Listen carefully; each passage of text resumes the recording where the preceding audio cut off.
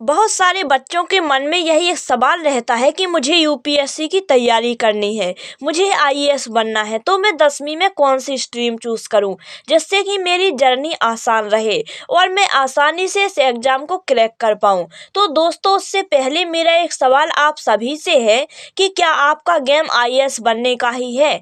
क्या आपने केवल जीवन में यूपीएससी को ही टारगेट किया है?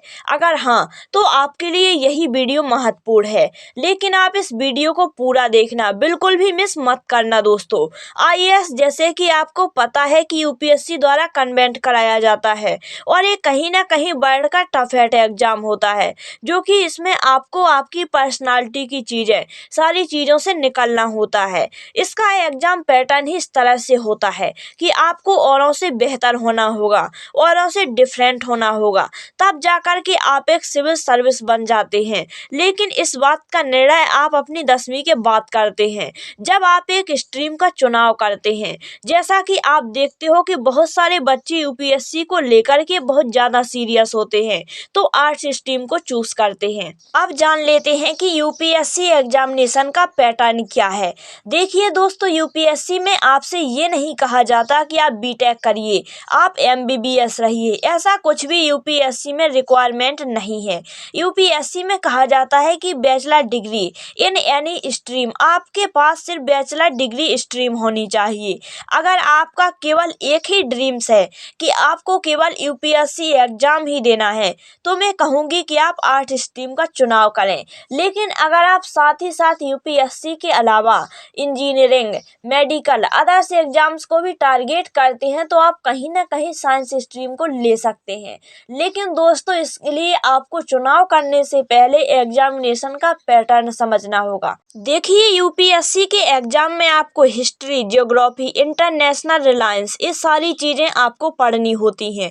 कहने का मतलब है सब्जेक्ट आपके आर्ट साइड के ही होते हैं, बहुत ज़्यादा साइंस का रोल नहीं होता है।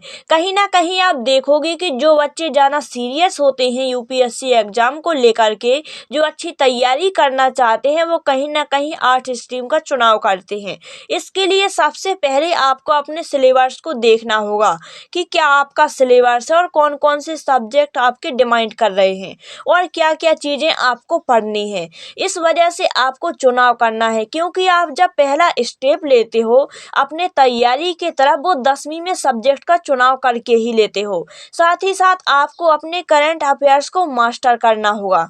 तो अगर आप सिविल सर्विस को टारगेट कर रहे हैं, तो कहीं ना कहीं करंट अफेयर्स पढ़ने की आदत डाल लें, क्योंकि आप करंट की चीज़ों से अपडेट रहेंगे, तो उससे आपका चीज़ों से अपने आप नॉलेज बढ़ेगा।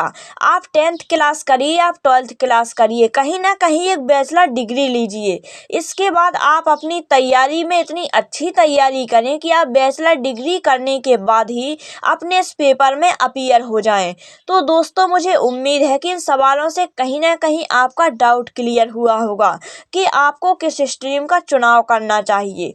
तो दोस्तों, अगर आपको ये वीडियो पसंद आई है, तो वीडियो को लाइक और शेयर कीजिए और चैनल को सब्सक्राइब कीजिए। साथ ही बेल आइकन को जरूर प्रेस कीजिए, ताकि इस प्रकार की नोटिफिकेशन आपको जल्द से जल्द मिल सकें। नमस्कार दोस्तों।